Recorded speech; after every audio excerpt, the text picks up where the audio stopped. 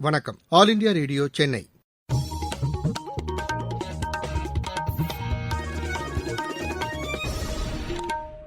மாநிலச் செய்திகள் வாசிப்பவர் ரெங்கநாதன்.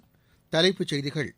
சுயசார்பு இந்தியா இயக்கத்தின் கீழ் நேற்று அறிவிக்கப்பட்ட பொருளாதார ஊக்குவிப்பு திட்டங்கள் மூலம் அனைத்து தரப்பினரும் பயனடைவார்கள் என்று பிரதமர் திரு நரேந்திர மோடி கூறியுள்ளார். கோவிட்-19 தடுப்பு மருந்து ஆராய்ச்சிப் பணிகளுக்காக 900 கோடி ரூபாய் ஒதுக்கீடு செய்யப்பட்டுள்ளதாக மத்திய அரசு கூறியுள்ளது. ஆயுர்வேதா தினம் இன்று கடைபிடிக்கப்படுகிறது. சென்னை, காஞ்சிபுரம் உள்ளிட்ட 8 மாவட்டங்களுக்கு உட்பட்ட ஒரு சில பகுதிகளில் இன்று கனமழைக்கு வாய்ப்புள்ளதாக வானிலை ஆய்வு மையம் கூறியுள்ளது. கேரி சேலஞ்சர் டென்னிஸ் போட்டியில் இந்தியாவின் குன்னேஸ்வரன் காலிறுதிக்கு முன்னேறியுள்ளார். இனி விரிவான செய்திகள். சுயசார்பு இந்தியா இயக்கத்தின் கீழ் நேற்று அறிவிக்கப்பட்ட பொருளாதார ஊக்குவிப்பு திட்டங்கள் மூலம் அனைத்து தரப்பினரும் பயனடைவார்கள் என்று பிரதமர் திரு நரேந்திர மோடி கூறியுள்ளார். கூடுதல் வேலைவாய்ப்புகளை உருவாக்குவதற்கும் நலிவடைந்த தொழில் நிறுவனங்களுக்கு புத்துயிர் அளிப்பதற்கும் உற்பத்தியை ஊக்குவிக்கவும் இது உதவிடும் என்று அவர் தெரிவித்துள்ளார். விவசாயிகளின் நலனுக்கான திட்டங்களும் கட்டுமானத் துறையின் வளர்ச்சிக்கான அறிவிப்புகளும் இதில் இடம்பெற்றுள்ளதாகவும் திரு நரேந்திர மோடி கூறியுள்ளார். முன்னதாக மத்திய நிதியமைச்சர் திருமதி நிர்மலா சீதாராமன் சுயசார்பு இந்தியா இயக்கத்தின் கீழ் 3ஆம் கட்ட பொருளாதார ஊக்குவிப்பு திட்டங்களை நேற்று அறிவித்தார்.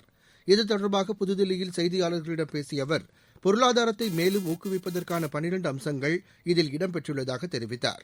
2,65,000 கோடி ரூபாய் மதிப்பிலான இந்த ஊக்குவிப்பு திட்டத்தின் மூலம் கூடுதல் வேலைவாய்ப்புகள் உருவாக்கப்படும் என்றார். சிறு குறு தொழில்துறையின் வளர்ச்சிக்காக அறிவிக்கப்பட்ட அவசரகால கடனுதவி திட்டம் அடுத்த ஆண்டு மார்ச் மாதம் வரை நீட்டிக்கப்படுவதாகவும் அவர் கூறினார். பிரதமரின் வீட்டு வசதி திட்டத்திற்காக கூடுதலாக 18,000 கோடி ரூபாய் வழங்கப்படும். விவசாயிகளுக்கு 65,000 கோடி ரூபாய் செலவில் மானிய விலையில் உரம் வழங்கப்படும். ஏற்றுமதியை ஊக்குவிப்பதற்காக 3,000 கோடி ரூபாய் ஒதுக்கப்படும். ஊரகப் பகுதிகளில் வேலைவாய்ப்புகளை உருவாக்குவதற்காக 10,000 கோடி ரூபாய் செலவிடப்படும் உள்ளிட்ட அறிவிப்புகள் இதில் இடம்பெற்றுள்ளன. கோவிட்-19க்கான தடுப்பு மருந்து ஆராய்ச்சிப் பணிகளுக்காக 900 கோடி ரூபாய் உயிரி தொழில்நுட்பத்துறைக்கு வழங்கப்பட்டுள்ளதாகவும் திருமதி நிர்மலா சீதாராமன் தெரிவித்தார்.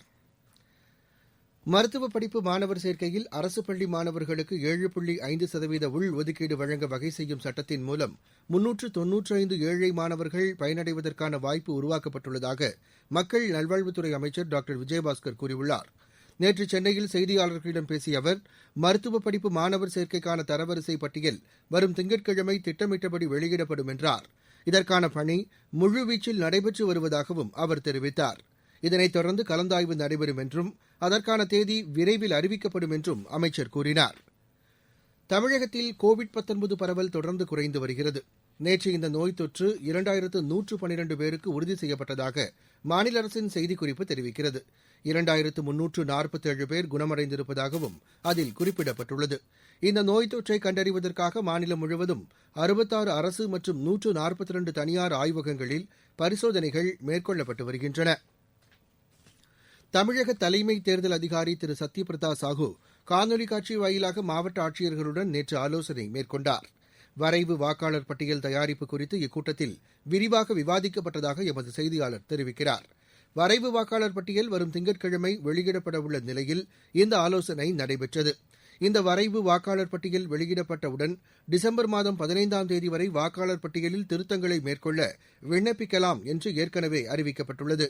இதற்காக இம்மாதம் 21, 22 ஆகிய தேதிகளிலும் அடுத்த மாதம் 12, 13 ஆகிய தேதிகளிலும் சிறப்பு முகாம்கள் நடைபெறவுள்ளன. இறுதி வாக்காளர் பட்டியல் அடுத்த ஆண்டு ஜனவரி மாதம் 20ஆம் தேதி வெளியிடப்படும். பிஜேபி மாநில தலைவர் திரு எல் முருகன் திரு எடப்பாடி பழனிசாமியை நேற்று சந்தித்து பேசினார். இதனைத் தொடர்ந்து துணை முதலமைச்சர் திரு ஓ பன்னீர்செல்வத்தையும் அவர் சந்தித்தார். தீபாவளி வாழ்த்துக்களை தெரிவிப்பதற்காக இந்த சந்திப்பு நடைபெற்றதாக திரு முருகன் தெரிவித்தார். நீங்கள் கேட்டுக்கொண்டிருப்பது ஆல் இண்டியா ரேடியோவின் மாநில செய்தி அறிக்கை.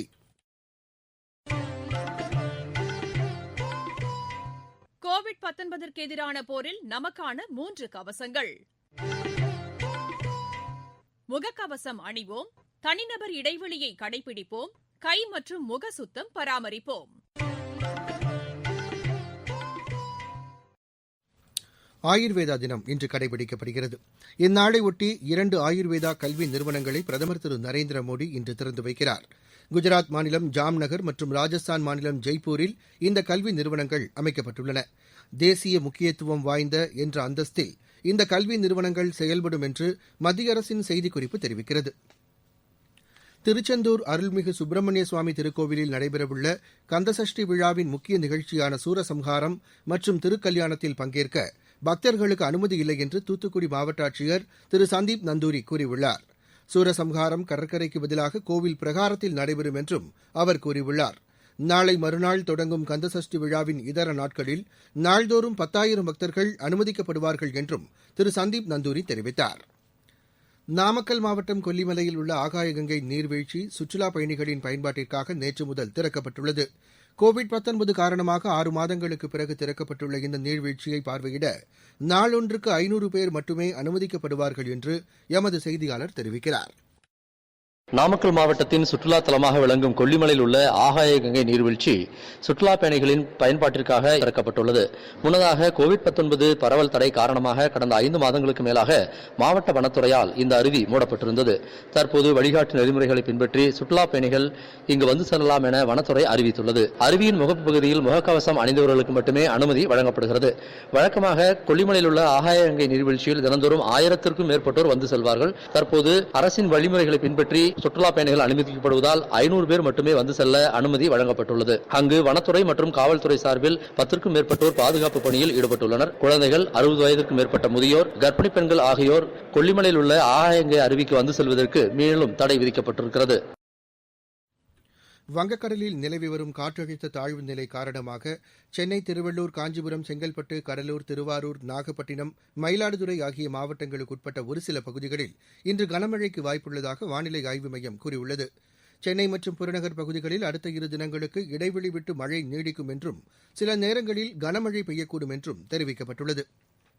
இருவரிச் செய்திகள். சர்வதேச சந்தையில் கச்சா எண்ணெயின் விலை பீப்பாய் $43 உள்ளது.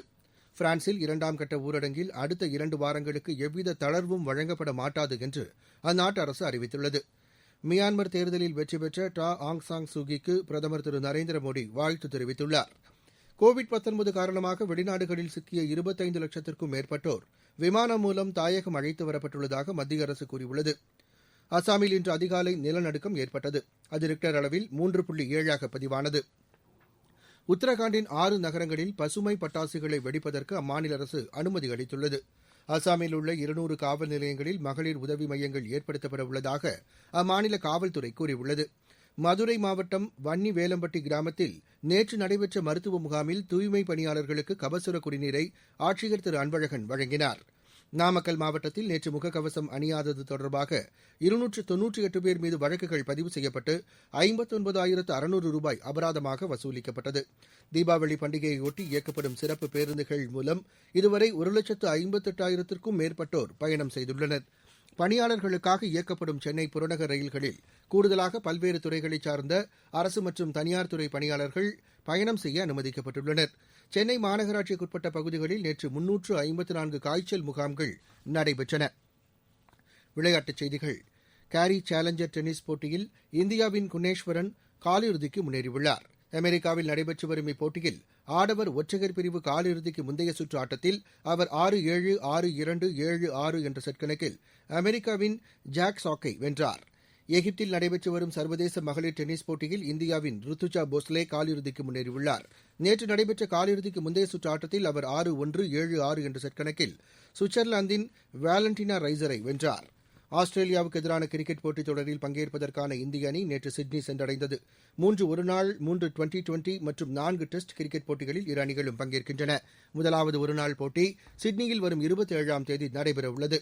ISL கால்பந்து போட்டிக்கான அட்டவணை வெளியிடப்பட்டுள்ளது. வரும் 20ஆம் தேதி இப்போட்டி தொடங்கி அடுத்த ஆண்டு மார்ச் மாதம் வரை நடைபெறவுள்ளது. 11 அணிகள் இதில் பங்கேற்கின்றன. முதல் போட்டியில் கேரளா அணி மோகன் பேகன் அணியை எதிர்கொள்கிறது. மீண்டும் தலைப்புச் செய்திகள். சுயசார்பு இந்தியா இயக்கத்தின் கீழ் நேற்று அறிவிக்கப்பட்ட பொருளாதார ஊக்குவிப்பு திட்டங்கள் மூலம் அனைத்து தரப்பினரும் பயனடைவார்கள் என்று பிரதமர் திரு நரேந்திர மோடி கூறியுள்ளார். கோவிட்-19 தடுப்பு மருந்து ஆராய்ச்சிப் பணிகளுக்காக 900 கோடி ரூபாய் ஒதுக்கீடு செய்யப்பட்டுள்ளதாக மத்திய அரசு கூறியுள்ளது. ஆயுர்வேதா தினம் இன்று கடைபிடிக்கப்படுகிறது. சென்னை, காஞ்சிபுரம் உள்ளிட்ட 8 மாவட்டங்களுக்கு உட்பட்ட ஒரு சில பகுதிகளில் இன்று கனமழைக்கு வாய்ப்புள்ளதாக வானிலை ஆய்வு மையம் கூறியுள்ளது. கேரி சேலஞ்சர் டென்னிஸ் போட்டியில் இந்தியாவின் குன்னேஸ்வரன் காலிறுதிக்கு முன்னேறியுள்ளார். இத்துடன் இந்த செய்தி அறிக்கை நிறைவடைந்தது. எமது செய்திகளை உடனுக்குடன் AIR News_ சென்னை என்ற ட்விட்டர் பக்கத்திலும், செய்தி தொகுப்புகளை all India radio news Chennai என்ற யூடியூப் சேனலிலும் அறிந்து கொள்ளலாம்.